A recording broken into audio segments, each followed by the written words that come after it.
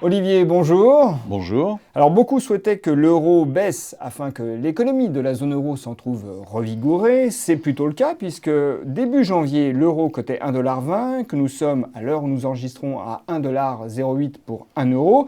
Et je rappelle qu'au printemps dernier, l'euro frôlait les 1,40 $. Alors, la baisse est là, mais est-ce que l'euro ne commence pas à trop baisser? Est-ce que cette baisse, qui devient de plus en plus significative, ne pourrait pas, in fine, avoir un impact négatif? Alors deux choses. D'abord, il n'a pas un impact aussi positif qu'on veut le dire, puisque vous avez à peu près entre 60 et 70%, ça dépend des pays, des exportations des pays européens qui se font dans l'Europe. Donc là, que l'euro baisse ou monte, ça ne change pas grand-chose pour eux. Puis ça ne profite pas à tout le monde dans la zone euro. Bon. Ensuite, vous avez donc sur le reste, sur une trentaine de pourcents, 35%, qui est dans des pays, zone dollar ou autres. Ce qu'il faut bien voir, c'est que ça, c'est plutôt un modèle d'il y a une centaine d'années. Alors, on a l'habitude de se référer tout le temps à des économistes morts, donc c'est pas très étonnant de se référer à des théories d'il y a 100 ans. Mais ça allait bien quand vous aviez des sociétés qui toutes fabriquaient en France et qui exportaient ensuite. Là, aujourd'hui, vous avez les grandes sociétés exportatrices qui, pour la plupart, ont mis leurs usines de production là où ils vendaient. Donc là, il n'y a pas d'effet de change, ils fabriquent au même endroit qu'ils vendent. Et puis, vous avez aussi beaucoup de sociétés exportatrices, ça on l'a bien vu d'ailleurs au Japon, avec la baisse du yen. On a bien vu qu'il y avait des sociétés exportatrices du genre Sony ou des entreprises dans la technologie qui, en fait, étaient aujourd'hui des assembleurs uniquement. C'est-à-dire qu'ils faisaient produire en Chine, en Corée, aux États-Unis, ailleurs. Et du coup, la dépréciation de leur devise locale les pénalise parce Là, que leurs coûts sont à tout l'extérieur. à fait. C'est-à-dire que là, vous avez une progression importante de ce qu'on appelle les inputs, c'est-à-dire les coûts entrant dans la société. Alors, non seulement les coûts de l'énergie, il ne faut pas l'oublier, parce que si vous avez le pétrole qui baisse de 50% et votre monnaie qui baisse de 40%, au final, ça vous fait plus que 10 de baisse. Donc, ça réduit l'impact qui aurait pu être positif, en tout cas dans ce sens-là, des coûts de l'énergie. Mais en plus, tous les produits semi-finis que vous avez et que vous ne faites qu'assembler, sont des produits que vous achetez plus cher. Donc, au final, oui, évidemment, pour quelques sociétés qui vont fabriquer sur le territoire national, qui vont exporter aux États-Unis ou ailleurs, et qui vont, dans l'ensemble, fabriquer sur le territoire national et ne plus être que des assembleurs, eh bien, pour celles-là, en effet, ça va procurer un certain avantage. Mais pour toutes les autres, ce n'est pas le cas. Alors, est-ce qu'aujourd'hui, tout de même, cette accentuation de la baisse ne commence pas à rompre un peu cette vision qu'on avait, qui était plutôt positive, comme vous le disiez, même si vous la nuancez, de la baisse de l'euro? Mais si, parce que si vous voulez, il faut quand même regarder les choses. L'euro, c'est quoi? En fait, c'est la valeur de la monnaie d'un pays. Si elle s'écroule, c'est exactement comme si une action d'une société s'écroule, ce n'est pas une bonne nouvelle en soi, c'est qu'il y a des raisons pour lesquelles ça s'écroule. Et donc, au-delà du fait technique que ça renchérit les importations, donc nous, on va payer plus cher un certain nombre de produits, etc. Mais au-delà de ça, c'est bien significatif de quelque chose. Si aujourd'hui les gens ne veulent plus d'euros, il y a bien une raison. D'accord ? C'est pas parce que ça va mieux en Europe que l'euro s'écroule. A priori, c'est qu'il y a un risque d'éclatement, c'est qu'il y a un risque de non-croissance, de croissance très faible, voire de récession. Pour vous, c'est vraiment ça la raison, parce que certains avancent comme explication à cette baisse le différentiel de politique monétaire qui se dessine entre États-Unis et zone euro. Alors d'abord, moi j'aimerais bien qu'il se dessine. Pour l'instant, je vois pas vraiment le dessin en question, puisque moi je suis persuadé que Vous ne Madame croyez pas une Yellen, remontée des taux aux États-Unis? ne remontera pas ses taux, et secondo, est prête à dégainer un QE4 au moindre accident sur les marchés. Donc il n'y a pas vraiment de différentiel. Et puis dans une monnaie, c'est pas simplement le différentiel de croissance ou le différentiel de taux qui joue, c'est un ensemble de choses. Aujourd'hui, pourquoi vous achetez du dollar? Tout simplement parce que le dollar, même si il y a une dédollarisation dans le monde, même s'il y a des changements de système, vous avez vu que les Russes ont créé leur système SWIFT, les Chinois ont annoncé aussi créer leur, etc. Donc on essaie de système SWIFT, on rappelle ce que c'est tout de même. C'est le système de paiement international. Et donc tous ces éléments concourent à une dédollarisation mondiale. Et pourtant, le dollar monte. Pourquoi est-ce qu'il monte? Tout simplement parce que ça n'en reste pas moins la monnaie de réserve du monde, que derrière cette monnaie, il y a la plus grosse armée du monde avec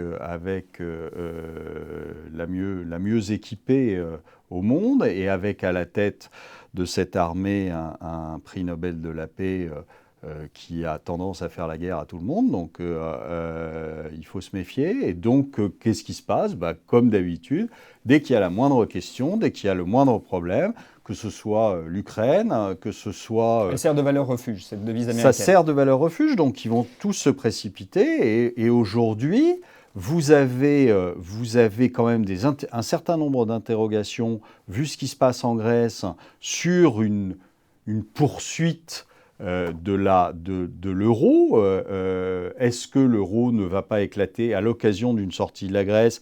Est-ce que derrière une sortie de la Grèce, on ne va pas avoir les Portugais qui vont lever la main en disant « et moi, et moi, et moi », et les Espagnols, et les Italiens, etc. Donc il y a un certain nombre de questions qui se posent sur l'euro. Donc la baisse de l'euro traduit toutes ces hypothèques aujourd'hui sur son existence. Et donc il faut pas se réjouir d'une baisse comme celle auquel on a assisté là récemment, où on va très probablement être à parité assez rapidement, parce que vous avez toujours quelques grosses banques qui vont vouloir aller voir ce qui se passe en dessous de 1.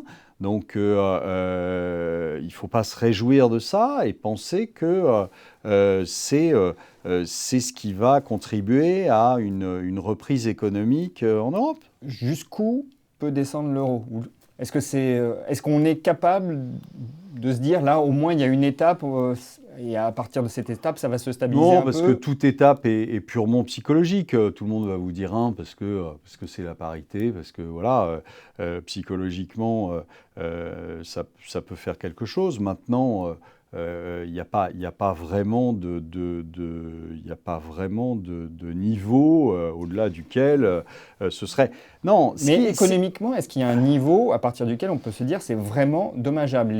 Les contreparties positives sont contrebalancées par plus de négatifs. Mais c'est déjà dommageable. C'est pas tellement le niveau, c'est la vitesse à laquelle vous y allez. Aujourd'hui, c'est déjà dommageable. Et je pense que le problème de toutes ces monnaies, que ce soit la monnaie japonaise, que ce soit la monnaie américaine, que ce soit la monnaie européenne, aujourd'hui, on sait quoi? On sait que c'est le sujet des 4-5 prochaines années. Les devises. Oui, parce qu'on va très probablement quand même être obligé de réformer totalement ce système monétaire. Pourquoi? Parce que le système monétaire est aujourd'hui sans dessus-dessous et avec... on sent bien qu'il y a quelque chose qui ne va pas. On a un dollar qui est en totale suprématie, alors que économiquement, on ne peut pas dire que ça reflète la réalité. Donc, il y a quelque chose qui ne va pas. Le yuan est absent du système monétaire international, alors qu'ils font quand même une bonne partie du PIB mondial, même si il y a un ralentissement fort en Chine. vous avez un euro qui est à l'agonie, vous avez un yen, alors parlons-en on du n'en parle yen, même parce pas.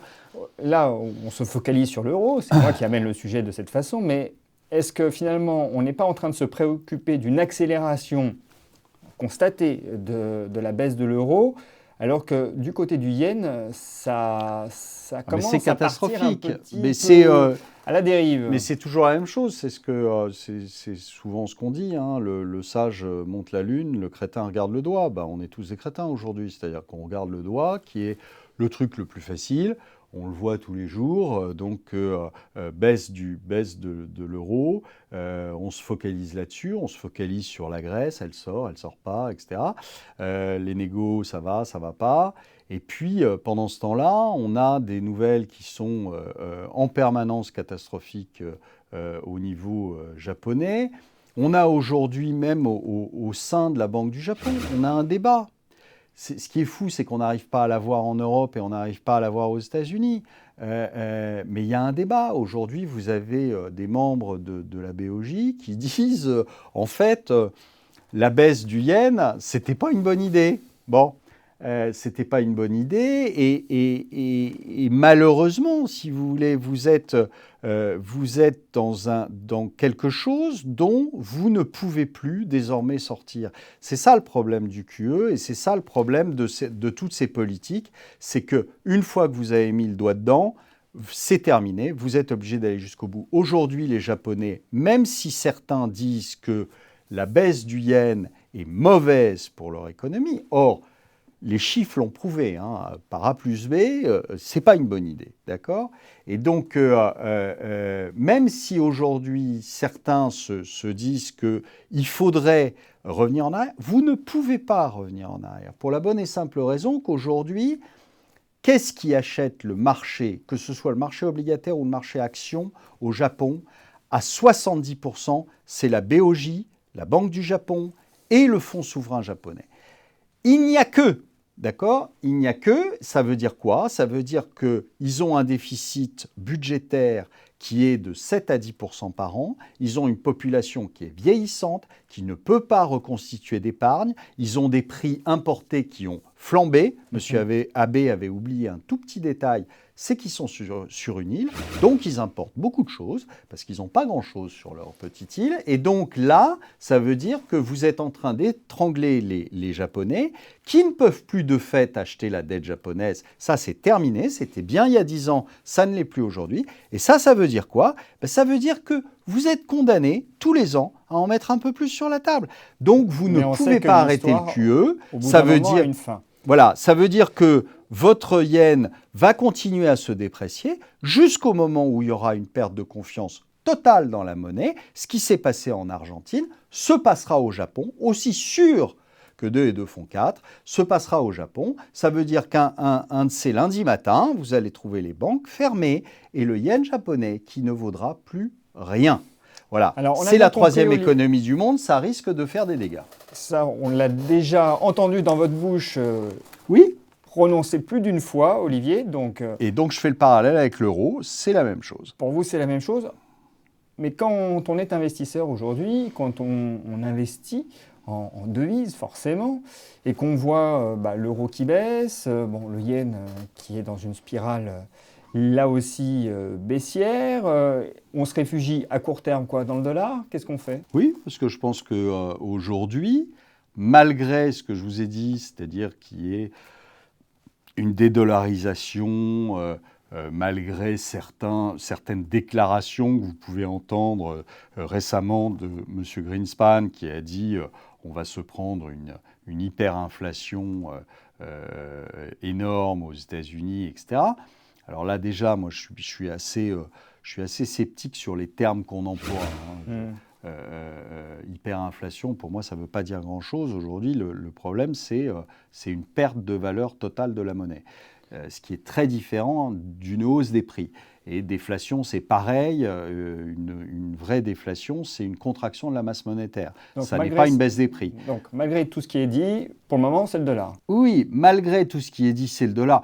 C'est le dollar et puis tout le reste. Aujourd'hui, vous pouvez avoir du dollar de Singapour, vous pouvez avoir, malgré le ralentissement chinois et la baisse des prix des matières premières, vous pouvez avoir du dollar australien, vous pouvez avoir, pas tout de suite, mais de la couronne norvégienne quand le pétrole commencera à remonter. Vous pouvez avoir du dollar américain, vous pouvez avoir du dollar hongkongais parce qu'il est pégé au dollar américain et ça vous fait une diversification. Vous pouvez avoir... Enfin, je veux dire, aujourd'hui, vous avez quand même un certain nombre de monnaies, de pays qui ne sont pas endettés, qui n'ont pas fait marcher la planche à billets et qui sont quand même plus intéressantes que... des euros et des yens. Voilà, le dollar, pour l'instant, sert encore, alors même si c'est totalement idiot au niveau fondamental, sert encore de valeur refuge. Olivier, merci.